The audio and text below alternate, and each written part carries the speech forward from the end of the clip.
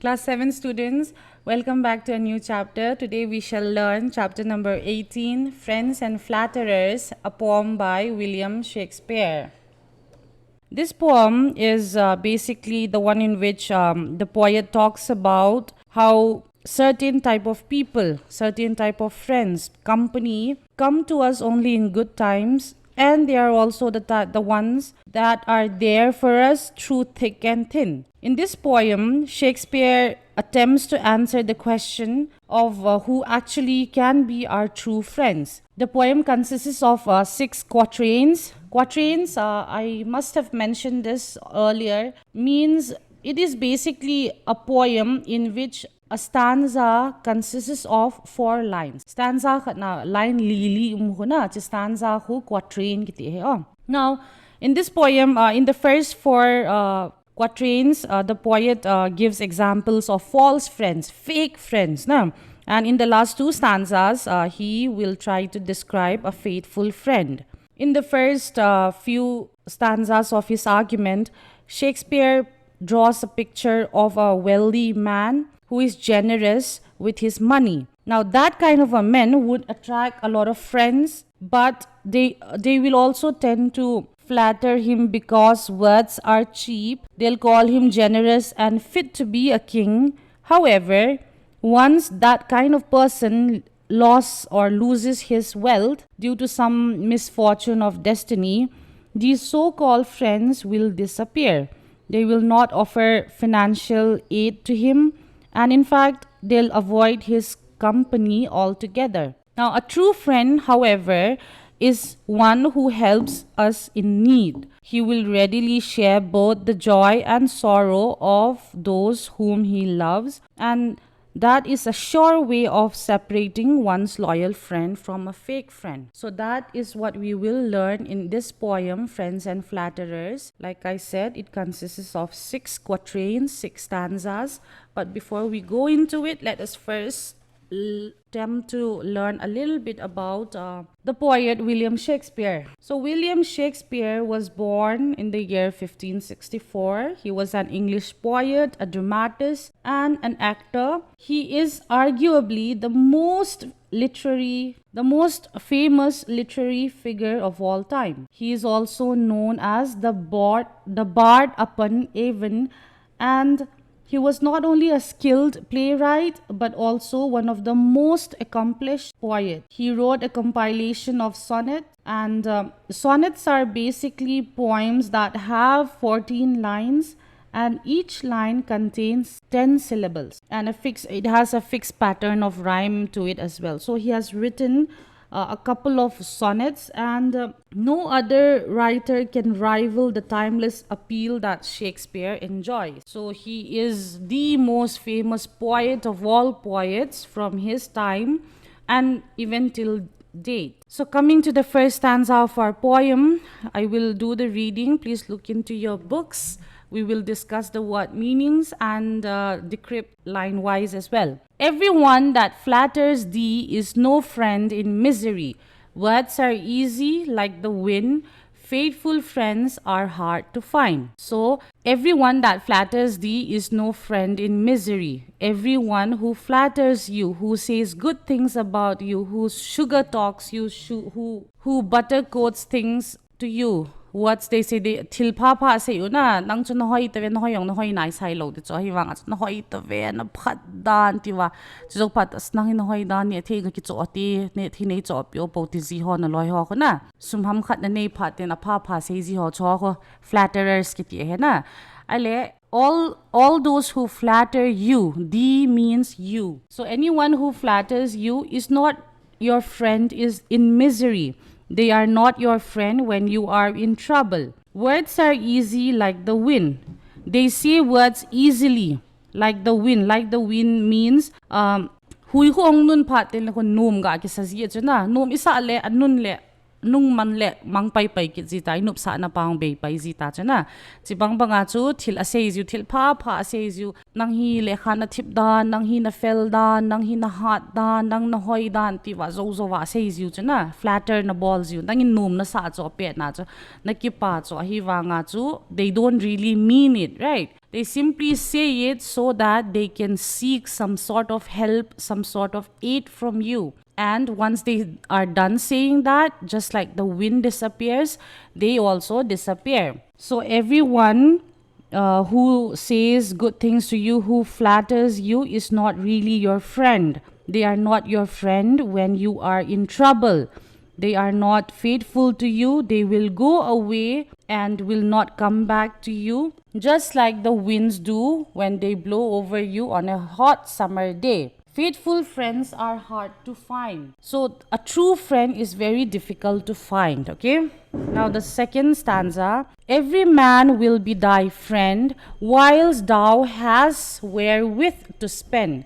Every man will be your friend while you have money to spend. That is what it means. Thy means your, whilst mean while, thou means your, hast mean will be, and wherewith means money here. So as long as you have money, as long as you have wealth, as long as you are rich, everyone will be your friend. When you have a lot of things, a lot of money to spend, when you are very rich, when you are being very generous, that is when you will have a lot of friends. But if store of crowns be scant, no man shall supply thy want. Store of crowns be scant kiti nahi. Crowns hi luhu lenghon ki khu ziu luhu ho hilo na masangla ya chu crowns kiti English ho in asum ho penny ho pound ho na sum hlom chakhat ho crown sa tia sim ziu cho ya chu na sum chu chengkhat na sim to khat umin ten aza asang na sim yong za chum kit na chuna to chu sum nan nei hlom pha ten chengkhat na sim cho na hau pha ten la khon asang na sim chuna chibanga chu na hau pha ten la chun loi tam pita na nei ding. You will have a lot of friends when you have a lot of money to spend, when you are being generous, when you like to spend a lot, then you will have a lot of friends. But if your store of crowns be scant means scarce, little. When your money is very little, when you have little wealth, that is when no man shall supply thy want, whatever you need.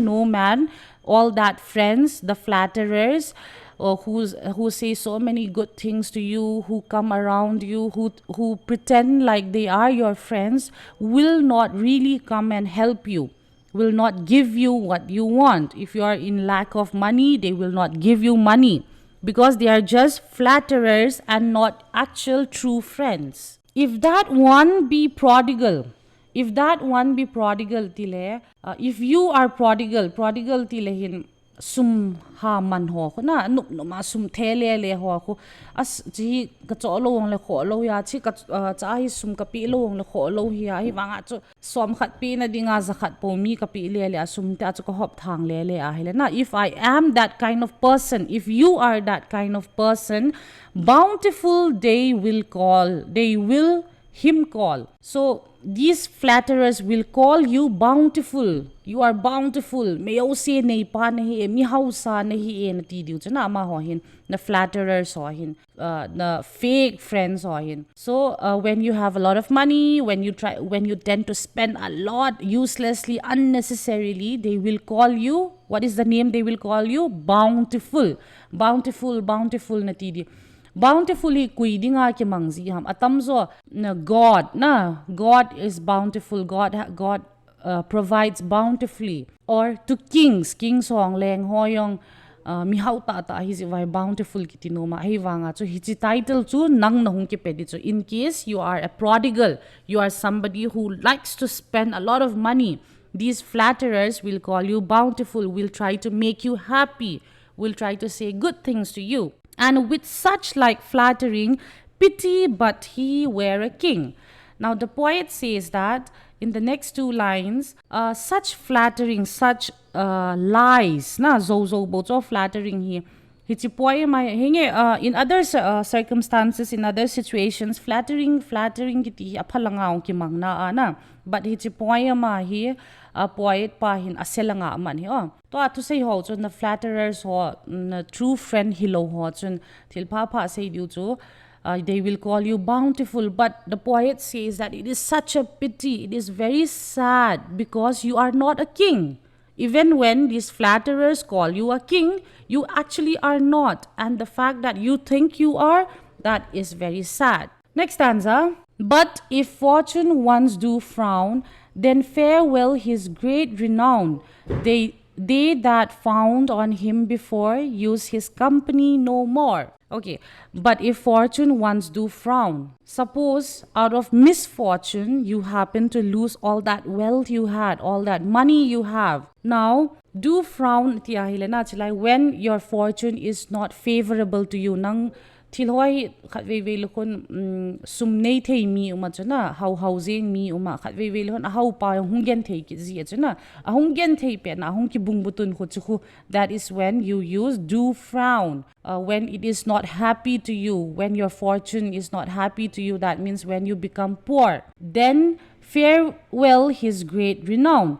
So these flatterers, these friends of yours who tend to only flatter you, they will be completely gone. Okay, they will bid you goodbye. They will bid you farewell. They were supposed to be your friends, right? They all mixed up with you. They all you bought so many things for them. You bought eatables for them. You bought toys for them, clothes for them. You gave them money. You helped them out. They said good things to you. They were supposed to be good people to you, good friends. However, when you become poor, these people will be the first few to bid goodbye to you because you're no longer rich. They that found on him before use his company no more. So basically, like I said, when you become poor, those who tried to please you, those who flattered you once, will no longer want to be close to you, and they will no longer want to be your friend. They will leave you. He that is thy friend indeed, like I said, the first, we just discussed the first 4 quatrains of the poem. Here, the poet has been talking about all the flatterers, all the fake friends, all the friends who only tend to use us for our money. So we have discussed about them. Now, in the following 2 stanzas, we will discuss about who a true friend is. Coming to that, the 4th stanza, the 5th stanza is, he that is thy friend indeed, he will help thee in thy need. If thou sorrow, he will weep. If thou wake, he cannot sleep. So that is what a true friend will be. He that is thy true friend, thy friend indeed. He that is thy means your, like I said earlier. He that is your friend indeed. Whoever is your true friend, he will help thee. He will help you in thy need, in your need. He will help you whenever you need that person. Unlike those fake flatterers who only help you when you had money, remember, this true friend will help you even when you don't have money, even when you are no longer rich, even when you have nothing to give in return. He will still help you. Again, the poet says that if thou sorrow, if you are sad, sorrow till sad, he will weep, he will cry. When you are sad, when you are in pain, your true friend will cry along with you.